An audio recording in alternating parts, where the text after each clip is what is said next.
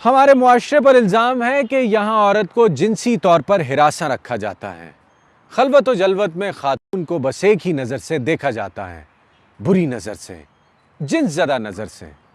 कुछ आवारा मिजाज मर्दों के रवैयों की हद तक ये इल्ज़ाम दुरुस्त भी है, लेकिन बहरहाल इज्जत और गैरत के तकाजे हमारे यहाँ आज भी जिंदा हैं। गैर मुस्लिम और सेकुलर सोसाइटीज़ में भी अगर कोई अनजान शख्स किसी को उसकी मर्ज़ी के ख़िलाफ़ घूरता हुआ पाया जाए तो सीधा अंदर हो जाता है।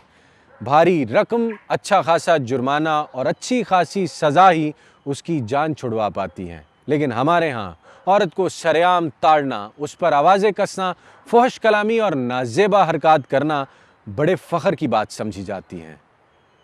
अल्लाह रब्बुल इज़्ज़त ने मर्द को औरत का मुहाफ़िज़ मुकर्रर किया है। जब हिफाजत का ज़िम्मेदार ही इज़्ज़त का लुटेरा बन जाए तो कोई क्या करेगा। अगर आप मुआशरे की दुखती हुई रगों को टिटोल कर देखना चाहते हैं, अगर आप चंद आवारा मिजाज मर्दों के गैर मेयारी जिनसी रवैयों से परेशान औरतों को सुनना चाहते हैं तो सच के सफ़र में मेरे साथ रहिएगा। औरत को जिनसी तौर पर हिरासा करने और उस पर बुरी नज़र रखने का रुझान एक गैर अखलाकी रवैया है और काबिले गिरफ्त जुर्म भी, जिसके साथ हकीकत पर मबनी एक तवील सिलसिला सवालात मुंसलिक है। आइए तंजीला मजहर से मिलते हैं, जो पेशे के एतबार से सहाफ़ी हैं।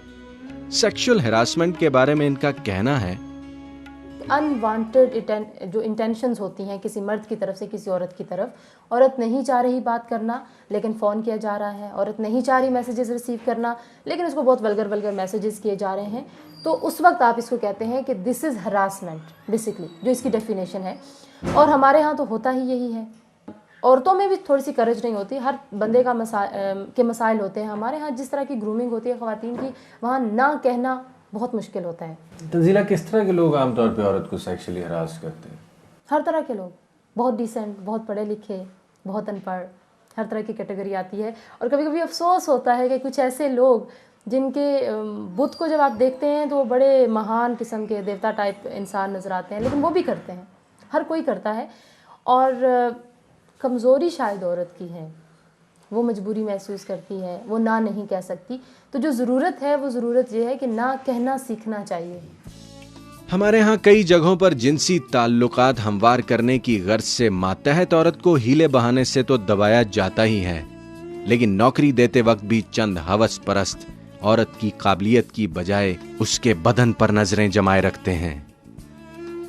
जब खातून घर से निकलती है काम करने के लिए तो उसको फॉर ग्रांटेड लिया जाता है, समझा जाता है कि शायद ये मजबूरी है उसकी काम करना। और अगर इदारे की मजबूरी है किसी खातून को जॉब देना, वहाँ पे मौजूद कुछ मर्द हजरात ऐसे होते हैं जो पोज करते हैं कि शायद उन्होंने एहसान कर दिया। उस एहसान की कीमत क्या चुकाती है औरत, उसकी मर्ज़ी है या नहीं है। उसको बॉसेस के पास बैठना भी पड़ता है, बात भी करनी पड़ती है, उनके साथ खाने भी खाने पड़ते हैं, उनके साथ घूमना फिरना भी पड़ता है।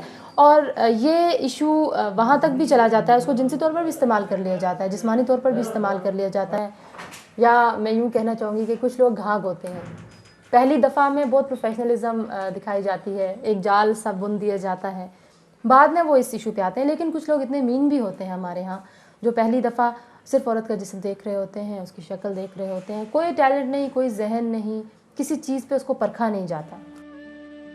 अहले दिल और हसास इंसानों के लिए यकीनन ये सब हकायक बाइस दुख हैं।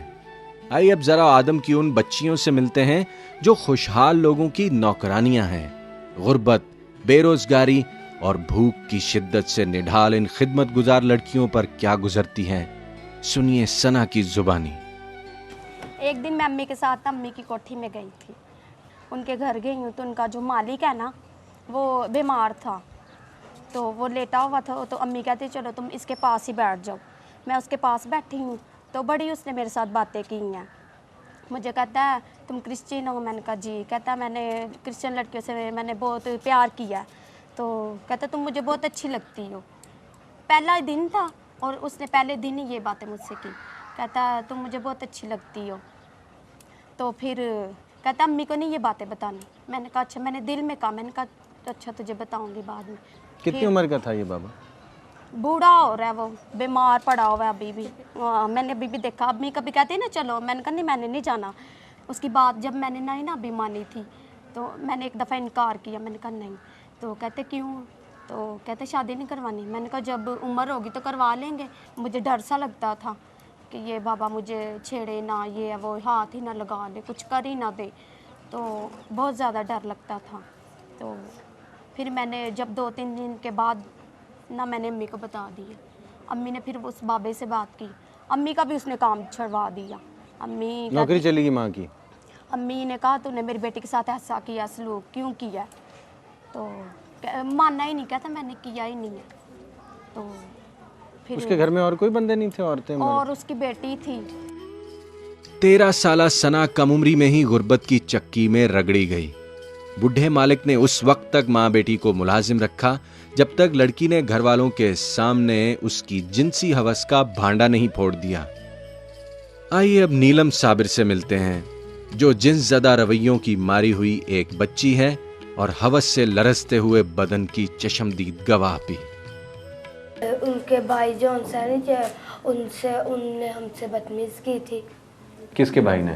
वो बेगम के बेटे ने। क्या बदतमीजी की? वो बातें कर रहा था, ये वो पता नहीं कैसी कैसी बातें कर रहे थे। वो कैसी बातें कर रहे थे? वो कह रहे थे तुम कैसी हो, ऐसे वैसे ऐसे वैसे बातें कर रहे थे। नहीं बेटे, खुल के बताओ ना, ऐसी वैसी क्या बातें होती हैं? वो उनके बेटा कह रहा था कि तुम मेरे साथ ना कहीं बाहर चल, तो मैंने इनकार कर दी थी, तो उन लोगों ने मुझे काम पर निकाल दिया था।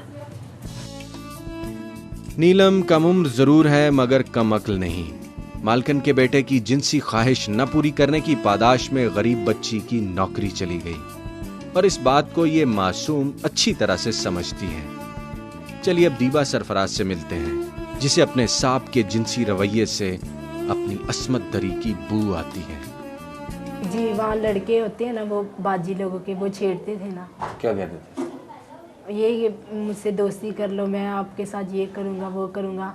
ये वो क्या होता है? ये वो क्या करूँगा? मतलब आपको अमीर करूँगा, आप काम नहीं करोगे, मैं आपको पैसे दूँगा, इस तरह करते थे। कभी किसी ने कहा ऐसा? जी। कितने लड़कों ने कहा आज तक? एक ही लड़के ने कहा था मुझे। फिर मैंने अपनी अम्मी को बताया, मेरी अम्मी कहती वहाँ से काम छोड़ दो ना। दीबा सरफराज ने गिरते पड़ते मालिक की दस्तदराजी और अपने बदन पर टपकती हुई रालों का जो थोड़ा बहुत किस्सा सुनाया वो काफी है, लेकिन अपनी एक गुमनाम सहेली पर गुजरने वाली कयामत इसे पूरी तरह से याद है ना। ये हमारी बस्ती की लड़की है। वो लड़के ने उसको बुलाया ना किसी के घर, तो बाद में इतने लड़के इकट्ठे होके ना उसके साथ बुरा काम किया ना, तो बाद में उसको वहाँ छोड़ के ना तो भाग गए हैं। बाद में उसकी अम्मी आई है और उसको लेके गई है ना। उसकी अम्मी और वो काम करने जाती है ना, तो उसकी अम्मी कहती है हमारे में इतनी हिम्मत नहीं है कि हम लोग जाके पुलिस स्टेशन बताएं या इस तरह करें ना।